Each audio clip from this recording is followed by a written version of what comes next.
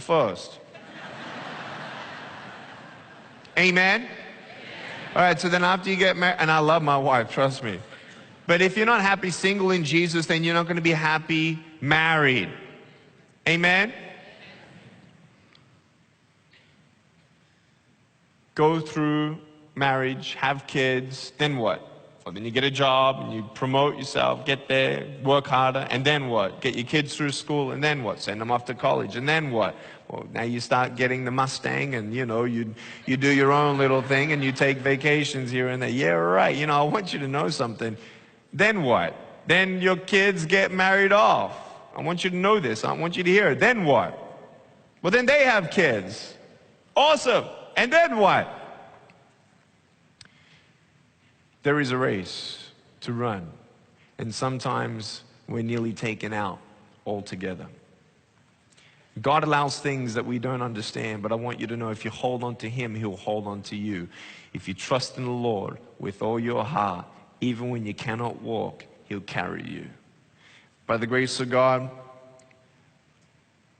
He kept me here on earth, even though I tried to commit suicide at age 10. The bullying at my school convinced me that I was a mistake, that I'd never eventuate to anything. Man, what a lie. When you realize it's just the devil, I say just the devil because the devil's nothing compared to Jesus. And when Jesus starts living in you, you realize, oh, it's just the devil. Devil, talk to the foot.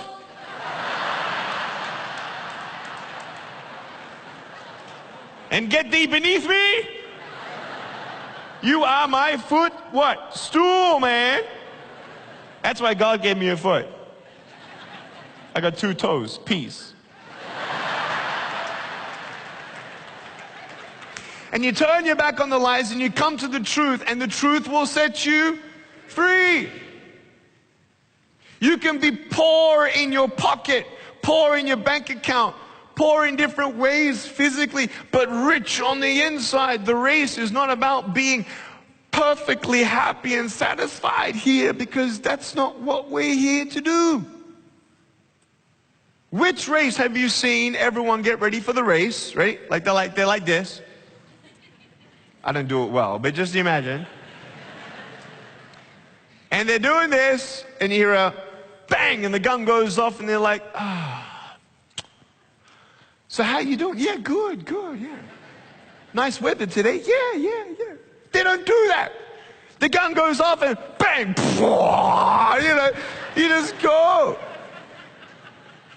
And you do anything you can to run the race, to get first. Let's read this. 1 Corinthians chapter 9, 24. It says, do you not know that those who run in a race all run, but one receives a prize?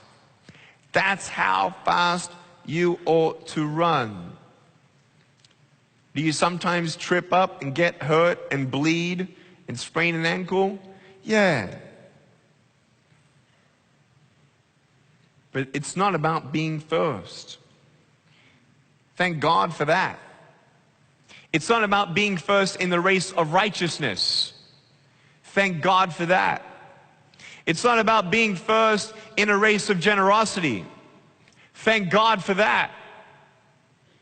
At the end of the race, God's going to say, well done, my good and faithful servant. When you look at can we get a wider shot of the table here? If this width of the table represents my lifespan from here, beautiful, here to the Bible.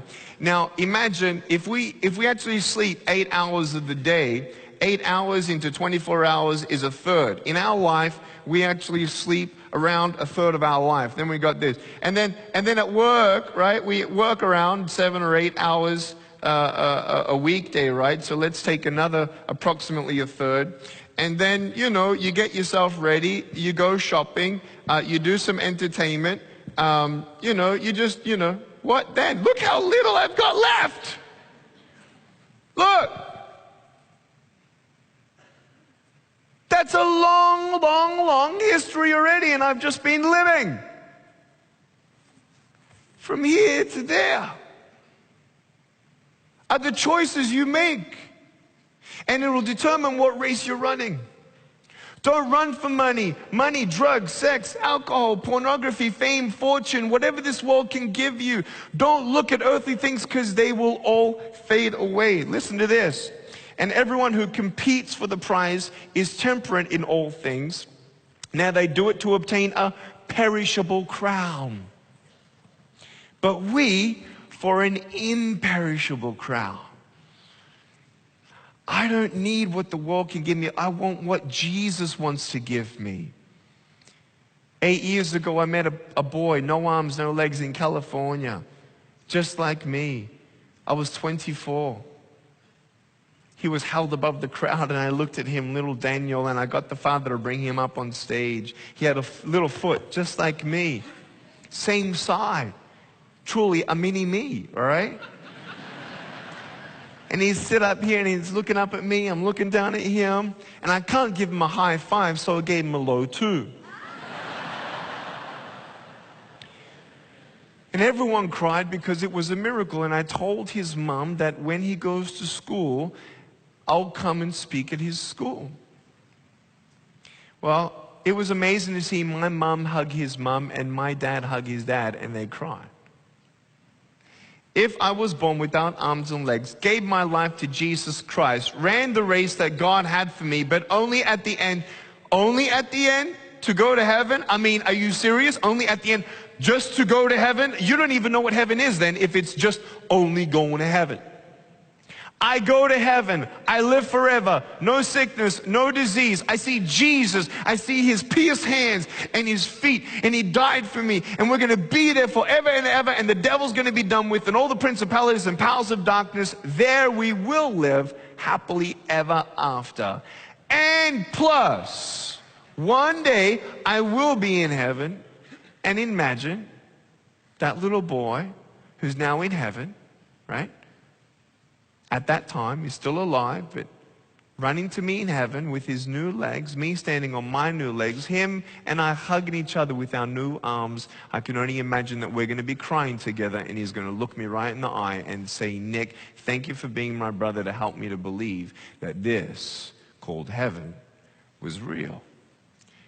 When you don't get a miracle, you can still be a miracle. What do you think I rather want? One more person to live forever, or have a little bit more money?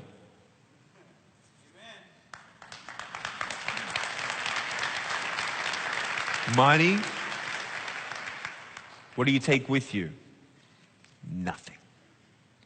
Nothing. Not your garden, not your car, not your nothing. Just you, your soul.